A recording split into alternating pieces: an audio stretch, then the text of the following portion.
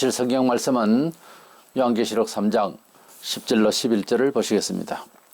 네가 나의 인내의 말씀을 지켰은즉 내가 또한 너를 지켜 시험의 때를 면하게 하리니 이는 장차 온 세상에 임하여 땅에 거하는 자들을 시험할 때라.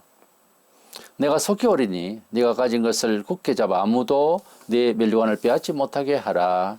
아멘. 계시록은 세상에 종말에 있을 것과 그 종말에 되어질 여러 사건들, 그리고 예수께서 재림하시는 것과 그리고 영원한 나라 천국과 또한 지옥의 세계를 말씀하고 있습니다. 이 세 가지 큰 대목을 가지고서 요한계시록은 내용을 중심으로 하고 있는데, 이 요한계시록을 읽으면은 특별히 다른 성경도 같은 맥락이지만은 복이 된다라고 선에 말씀하셨고, 복이 되는 이유는 요한계시록을 읽고 또 깨닫고 하면 사람이 살아가는데 시간의식이라는 게 너무 중요합니다.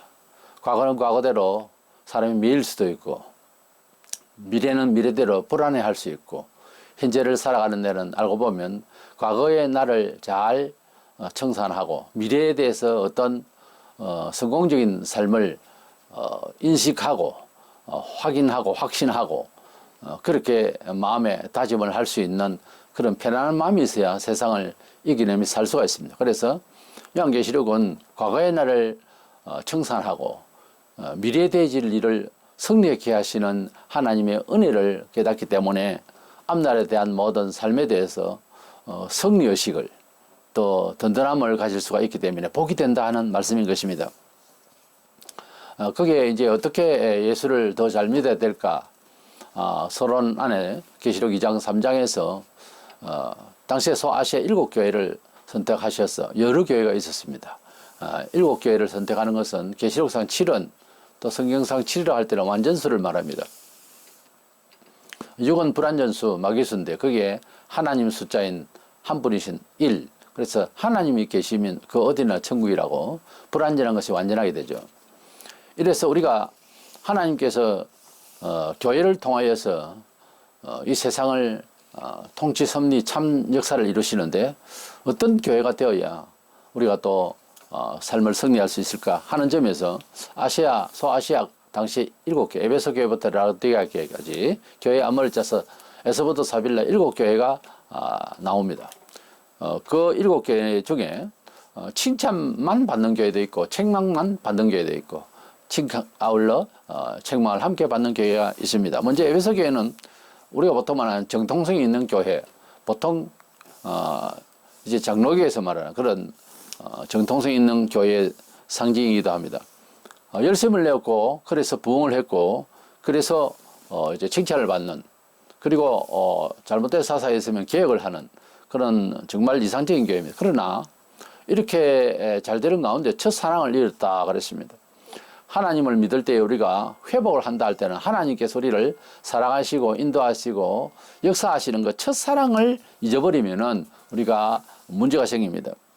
이래서 에베소 교회는 아주 부흥이 되고 개혁도 잘하고 했지만은 하나님의 첫사랑, 첫 믿음을 잃었다는데 문제가 있었습니다. 스마나 교회는 아주 공평하고 연약한 교회였지만은 영적으로는 아주 부유했습니다. 이래서 책망이 전혀 없는 교회였습니다. 버가모 교회는 우상숭배를 한 이력이 있습니다. 그러나 순교의 역사가 있었던 것을 칭찬하셨습니다. 문제는 종교 사기꾼인 그런 발람과 같은 그런 선지자의 말을 듣거나 또는 영지주의로서 하나님의 온전하신 말씀을 신비주의로 끌고 가는 니고라 당이 있었는데 그 사상을 따르고 있었다는 데 큰 문제가 있었습니다. 버가모 교회는 순교의 역사는 있었지만 지금 심각한 교회였습니다. 두아데라 교회는 자칭 여선지자라고 하는 이세벨, 과거에 아합의 아내에 있던 이세벨 주의로 이들은 인내와 사랑과 부흥은 있었지만은 상당히 그 정체성이 농후하고 그래서 잘못된 그런 예언을 받고 조화를 하는 이런 문제점이 있는 교회였습니다. 사대교회는 이름만 이제 거창하고 형식뿐이지 그 교회는 몇 명의 순결한 자는 있었습니다. 그러나 문화 형식주의로 너무 번듯하게 교회당은 크고 이제 이름은 날리고 하지만은 그런 문화 형식주의로 빠졌던 것입니다. 빌라델피아 교회는 아주 약한 교회였지만은 하나님의 진리의 말씀을 너무 사모하고 구체적으로는 성경 공부를 많이 한다든가 하나님의 말씀 안에서 모든 생활을 중심을 갖는다든가 이래서 책망이 전혀 없는 서머나 교회 같이 그런 교회였습니다. 적은 능력이었으나 충성을 다하는 그런 교회였습니다. 마지막으로 라오디게아 교회는 아주 자기들이 이제 부요하고 그래서 자기들은 우리는 뭐 부족한 것이 없다 그러면서 살고 있는데 영적으로는 매우 약한 그러니까 교회를 오래 다니고 부자이기도 하고 또 부자 교회를 다니고 뭐 이래 해도 영적으로 대화를 해보면은 너무도 예수님과의 거리는 멀고 예수님을 사랑하는 것이 아닌 수박 그달기 씨의 그런 교인이 수도 없이 많습니다. 바로 이런 교회를 주님은 가장 싫어하시고 그래서 칭찬이 하나도 없는 교회였습니다. 이제 서머나 교회와 빌라델피아 교회는 책망이 전혀 없었다면 라오디게아는 칭찬이 하나도 없는 그런 교회였습니다. 이 교회의 특징은 불확실하다는 거예요. 미지근하고 세속적인지 이것이 하나님 나라에 적합한 일인지 이게 분간이 안 가는 미지근한 교회, 불확실성이고 예스 노가 분명하지 않는 교회, 이것이 라오디게아 교회였습니다. 이와 같이 이런 아시아, 소아시아 7교회의 장단점이 있었는데 여러 교회가 뭐 나름 잘한다고들 떠들지만은 그러나 정말 주님이 칭찬하시고 책망이 전혀 없는 서머나와 빌라델피아 교회를 보면은 여러 가지로 약했습니다. 우리는 지금 근거주의, 물질주의, 물량주의가 되어 있습니다. 이러다 보니까 교회를 평가할 때 얼마나 규모가 크냐 그것만 생각합니다. 냉정하게 규모가 큰 교회를 다닌다는 사람을 직접으로 만나거나 그런 경우에 자세히 한번 실험 삼아 주의 말씀을 가지고서 한번 평가를 해보세요. 완전히 큰 교회 다니는 교인일수록 나태해요. 희한해요. 근데 적은 교회는 규모가 적다 보니까 하나님 말씀에 충실하는 데서 진지할 수가 있는 장점이 또 있습니다. 다 그렇지는 않지만은 큰 것주의에 이제 문제가 있는 겁니다. 보통 세상 역사가 다 그랬죠. 풍요 속에서 범죄가 일어납니다. 예루살렘 성이 46년 동안 지어질 무렵에 예수님께서 돌아가시게 됐는데 그때 당시에도 성을 자랑하고 그 치레만 가지고서 종교 문화가 되어 있는 그런 상황에 있다가 결국은 멸망을 받았습니다.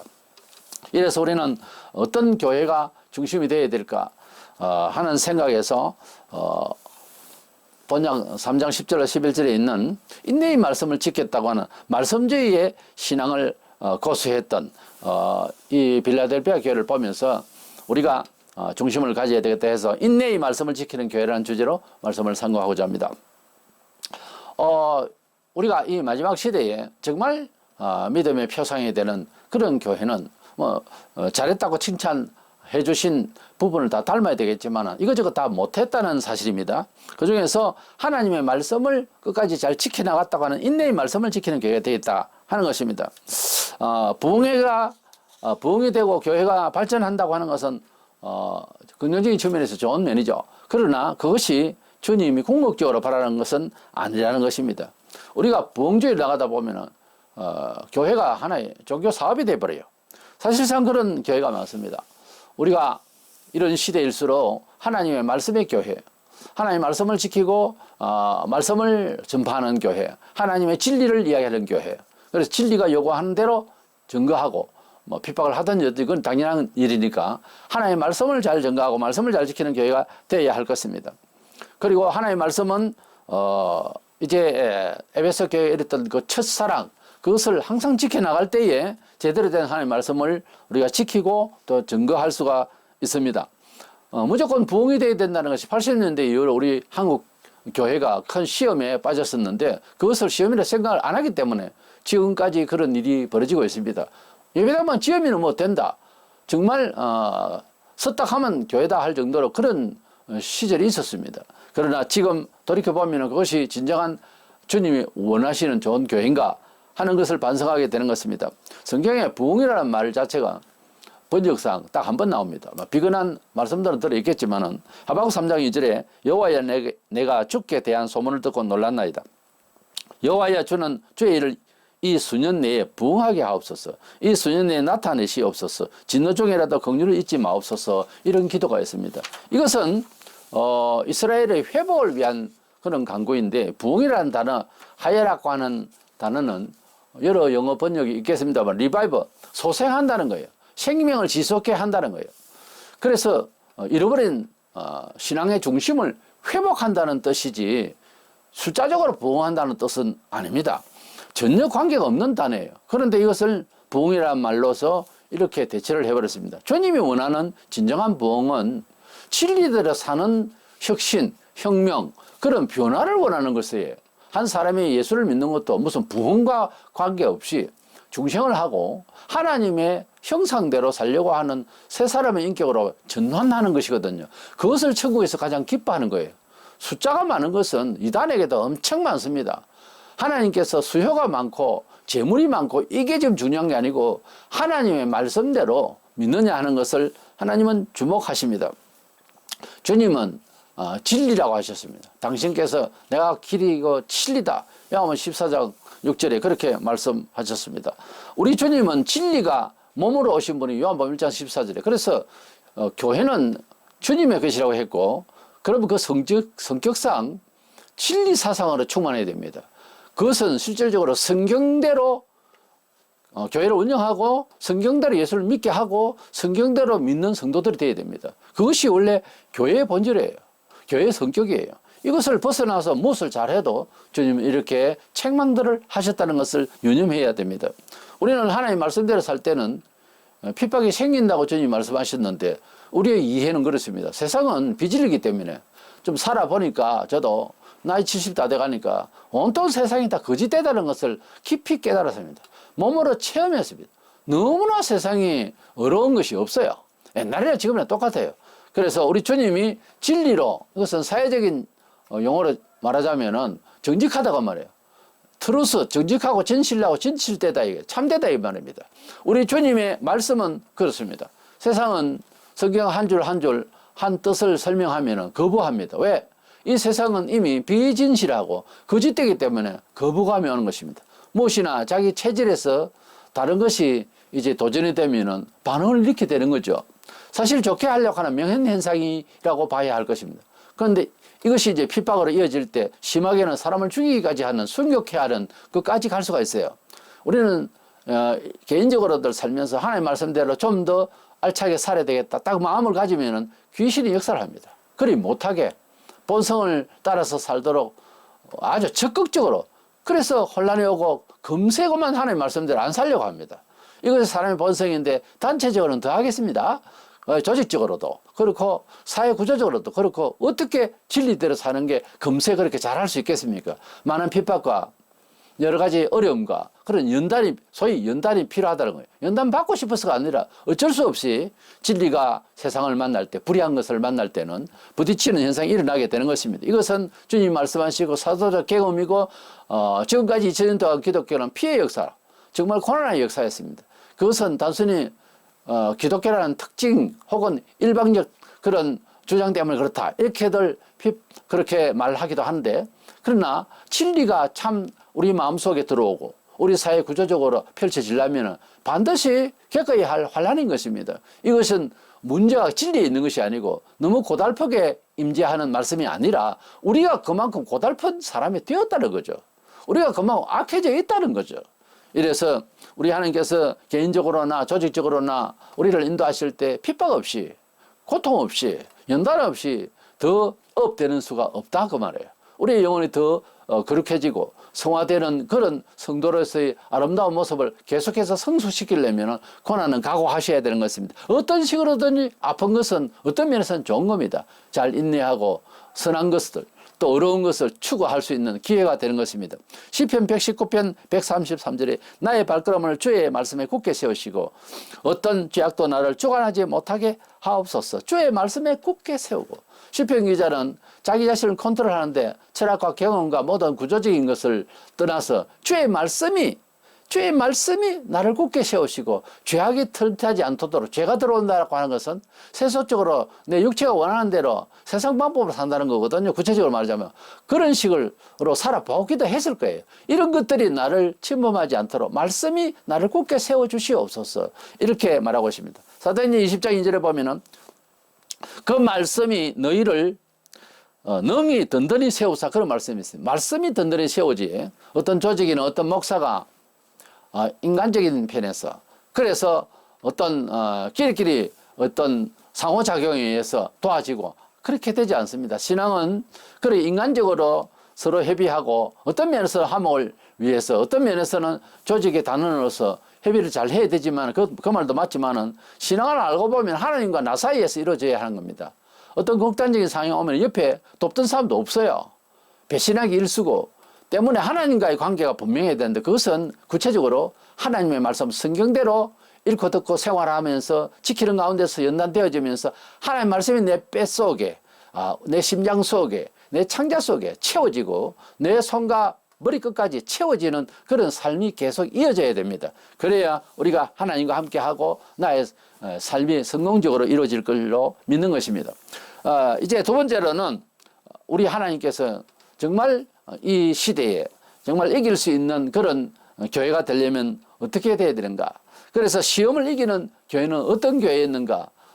본 계시록 2장 3장을 통하여서 우리가 살펴본 바 하나님의 말씀을 따라서 살려고 하고 그리고 하나님의 말씀을 지키려고 할 때에 반드시 이제 시험을 이길 수가 있었다 하는 것입니다. 10절에 내가 또한 너를 지켜 시험의 때를 면하게 하리니 그랬습니다. 우리가 하나님의 말씀을 지키고 그 구체적으로 예사로 생각했던 주일날 시간 나면 교회 나가고 뭐 그런 정도 돼서는 안 되겠고 주일 성수라고 인할 만한 하나님의 뜻들을 예배하고 감사하고 어렵고 불안한 자를 그렇게 찾아서 우리가 사랑할 수 있고 또 위로할 수 있고 또 전도도 할 수 있고 이러한 교회식의 삶이 충만히 이루어져야 하는 것이 주일이 되어야 되는 것입니다. 주일날은 마치 옷을 이제 세탁하듯이 깨끗한 마음이 되어야 되겠고 회개하고 새롭기를 간절한 그런 하루의 묵상의 날이 되어야 되고 예배의 날이 되어야 되고 기도의 날이 되어야 되고 감사하면서 그래도 하나님을 찬양하는 날이 되어야 할 줄로 믿는 것입니다. 그런데 그렇게 하면은 하나님께서는 우리의 삶에 있어서 환난의 때를 면하게 한다 할 때 이 번역이 잘못돼도 한참 잘못된 것입니다. 여기에 면하게 한다는 말을 번역을 할 수가 없고 영어 번역이 하나도 그런 게 없어요. 이 면하게 되는 것이 아니에요. 이것은 이 번역을 할 때에 휴거론을 믿기 때문에 번역자들이 오해를 한 겁니다. 이 에크라고 하는 단어는 뭐뭐로부터 from입니다. 그래서 환난으로부터 우리를 지킨다 그런 뜻이에요. 원문에서 그 에크테스 호라서 투 페이라스무 이렇게 되어 있는데 이것은 영어 번역을 할 때 I also will keep thee from the hour of temptation. 그러니까 환난으로부터 from이라는 단어가 되어 있는데 왜 그걸 환난에서 면케 이렇게 번역했는지 이해할 수가 없어요. 우리는 기독교 2000년 역사 보면은 어려울 때마다 피하게 하고 다 그렇게만 된 거 아닙니다. 한 개인적으로들 간증을 할 때 보면은 피한 이야기는 거의 없고 그 고난 중에 하나님은 너무 조용하시고 내 기도를 안 들어주시는 듯 했다가 나중에 환난 다 지나고 난 뒤에 그런 은혜를 주시더라. 보통 이렇게 나가는 겁니다. 기독교 2000년 역사 동안 고통과 번뇌를 갖다 다 도망가고 하늘로 올라가고 뭐 그런 일이 있어요. 혹 어쩌다가 그런 환난을 받지 않아야 돼. 본래 그 환난을 받지 않아야 될 사람은 환난도 임재도 안 해요. 그런데 받을 만한 사람이 받을 때에 기도를 한다고 아무런 이상이 없고 몸에 지장도 없고 생활에 지장도 없도록 하시는 하나님만 기도하는 것은 기복주의, 교회를 통해 잘 살겠다. 그런 쪽에 종교 심리가 작용하는 거예요. 그런데 성경은 엄연히 그냥 불 가운데 들어가고 사다리 메사 아벤누고처럼 죽어도 할 수 없어. 나는 왕이 말하는 대로 느부갓네살 왕에게 그 우상을 나는 섬기지 않고 절하지 않습니다. 하나님 지켜주시겠지만 안 지켜주고 혹시 내가 죽어도 절은 못해요. 그런 정신으로 나갔더니 살더라고요. 우리가 일제 때에도 5년 6년씩 그렇게 감옥 생활을 하면서 그 일제 때에 그 강정기에 많은 성도들이 믿음을 가지고서 지키다가 선교를 했습니다만은 우리에게 기록적으로 주기철 목사님을 위시해서 손영환 목사님, 한상도 목사님, 기타 안희수 선생 등의 그 일대기를 보면은 우리가 하나님 앞에서 뭐 이렇게 꼭 믿어야 되나 여호와의 처가 말한 것처럼 그 남편에게 엉뚱한 소리로 괴롭히듯이 그런 세월이 거의 6년을 다 갔습니다. 6년 넘어갔습니다. 그러면서도 응답이 없는 것 같고 그랬는데 결국은 일본의 원자탄이 떨어지고 이제 사형을 언도받았던 그 종들이 이틀 전에 8월 17일 사형 언도한다 했어요. 근데 8월 15일 날 해방을 받은 겁니다. 성경에 보면은 하나님께서 유념하신 택하신 백성을 살리기 위해서 그 날을 감하시고 그랬어요. 정말 이틀 날짜를 감하셨어요. 우리가 그런 경우도 있습니다. 그러나 앞서 6년의 세월, 그 세월은 우리가 어떻게 해석해야 됩니까? 우리가 믿음을 가지고 있으면 무엇이든지 다 잘 된다? 예수 잘 믿게 부자 된다? 이런 식으로 생각한 것이 지금 40, 50년 넘어가고 있어요. 이 나라가 이렇게 된 것도 교회가 유물사상에 잠복이 되어서 너무 거기에 잠식이 되고 그 본성적인 기복주의적 그런 종교 심리가 너무 작동을 너무 많이 해가지고 목사들도 춤을 추면서 아예 그렇게 인도를 해버렸어요. 지금도 그러고 있어요. 교회가 원래 그런 것이 아닙니다. 교회는 그렇게 잘 먹고 잘 사는 것이 행복하다 하는 쪽에서 허물을 느끼고 아니더라, 이건 아니야, 그렇게 하던 사람들이 와서 예수 믿고 새로운 가치관의 이념의 변화를 받는 것이지, 교회가 그들보다 더 잘 살겠다고 하고 물질적으로도 그냥 더 잘 살아서 어떻게 해보겠다 하고 너무 그쪽으로 가면 문제가 발생한다고요. 그래서 계시록에 나오는 이 말씀 이 10절에 있는데, 이 말씀이 이제 내가 또한 너를 지켜 시험의 때를 면하게 하려고 하는 이 말씀이 잘못 오해되어서 지금 번역상 오역이기 때문에 빨리 고쳐야 됩니다. 이런 말은 없어요. 영어 번역 어느 성경책을 보세요. 면한다는 말이 있는가? 그 환난으로부터 지켜준다 했지. keep you. 지켜준다 이거야. 이래서 우리 성도들은 참 하나님 앞에서 정말 어려운 세상을 우리가 만났는데, 그것은 예수 믿는 날부터 어느 시대 살든지 도전이 되는 세상입니다. 이런 세상을 이기는 힘은 인내의 말씀을 우리가 지켜야 하는, 하나님의 말씀을 지켜야 하는 것입니다. 우리는 그 말씀을 지킬 때에 하나님께서 우리에게 영광의 면류관을 씌워주시는데, 내세에만 씌워주시는 게 아니고 믿음을 잘 지키노라고 환난을 받고 인내를 다하고 그렇게 살다 보면요, 하나님께서 주의 영이 머리 위에 영광스럽게 지켜주심에 영의 면류관이 임해요 원래. 그래서 그것을 딱 믿는 믿음 때문에 모든 일에 있어서 말씀대로 승리하는 비법을 지키려고 그래요. 그 영광의 면류관, 그러니까 군인이 군인 모자를 쓰고요, 모자를 일하는 사람은 일하는 모자를 쓰겠죠. 뭐 커버도 이제 아주 위험한 곳에는 쇠로 만드는 그런 이제 커버도 쓰고 그랬는데, 이 모자를 쓰는 데 따라서 그 일을 하잖아요. 우리가 왕이 면류관을 이제 쓰고 이제 옷을 제대로 입고 나서면 왕으로서의 태도를 취해야 되잖아요. 그러나 서민의 생활을 어떻게 하는지 알려고 하면은 일반 평민의 옷을 입고 나다니면 왕인 줄 모르겠죠. 그랬다는 이야기도 많이 있잖아요. 우리가 영광의 면류관을 썼다는 마음의 의식이 그런 영적으로 눈이 열려서 내가 믿음을 지키면서 그런 경험에 대해서 왠지 머리 위에 이렇게 영광스럽게 하신다라고 하는, 그걸 과학적으로 말하면 오란데, 영적으로 자기 자신 영광스럽게 하셨다 하는 것이 이제 씌워지면, 관이 씌워지면요, 그런 표현이 상당히 많아요. 성경에 관이 씌워지면 그런 태도를 취하려고 그래요. 사람이 당연히 하나님의 자녀답게 의젓하게 하나님 말씀대로의 그 말씀의 중심에 그런 사람으로 살려고 하는 태도를 취하게 되어 있습니다. 그렇게 모자를 쓰지 않았으니까 임금이 마치 나와서 일반 평민처럼 놀듯이 그렇게 해야 할 경우에 그렇게 하듯이, 성도가 머리에 관이 없으니까, 영광의 관이 없으니까 마음대로 생활하는 거예요. 근데 관이 딱 씌워진 것 같고 내 신분 의식이 정치의식이지 아이덴티티가 딱 생각나면, 그렇게 의식이 되면 마음대로 안 사는 거예요. 중요한 것은 하나님 말씀대로 요지부동이에요. 이대로 꼭 살아야 되고 처세해야 된다 하는 마음을 굳게 잡는 거죠. 왜냐하면 내가 사람들은 안 보이지만 그 모자를 썼다는 거예요. 마치 임금의 모자를 쓰고 함부로 행동하기에는 그렇잖아요. 안 맞잖아요. 그런 생각이 든다고요. 그러니까 그런 모자를 쓰셔야 돼요.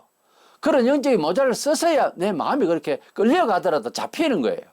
이 마지막 시대에 우리가 살려면 인내의 말씀을 지켜서 이 말씀을 지키는 이 교회에 내 면류관을 빼앗기지 않도록 하라 하는 말씀이 그 말입니다. 내 영혼의 눈이 열려서 내 머리를 이제 마음으로 보면서 믿음의 관, 영광스러운 생명의 관을 알기 때문에 생각을 마음대로 하고 행동을 마음대로 할 수가 없어요. 이 교회에 이렇게 말씀하실 때 이 교회는 그걸 느껴요. 멸류관을 빼앗기지 않도록 하라 하는 이 말씀이 무슨 말인지를 훗날에 있을 일만 아니라 현재 그렇게 된다는 거예요. 내 마음이 그렇게 이루어진다는 거예요. 이런 영광의 멸류관을 의식할 수 있을 만큼 범사에 인내를 다하시고 하나님의 말씀대로 살려고 노력하면서 언제나 너 멸류관을 지키라 하시는 주의 말씀을 순간마다 들으면서 채통을 지키고 하나님의 말씀의 성리를 알고 있는 사람으로서 삶을 말씀 안에서 살아가는 저희들이 되어서 우리가 주님 오시는 그날까지 승리하는 자들이 되기를 주의 이름으로 축원합니다.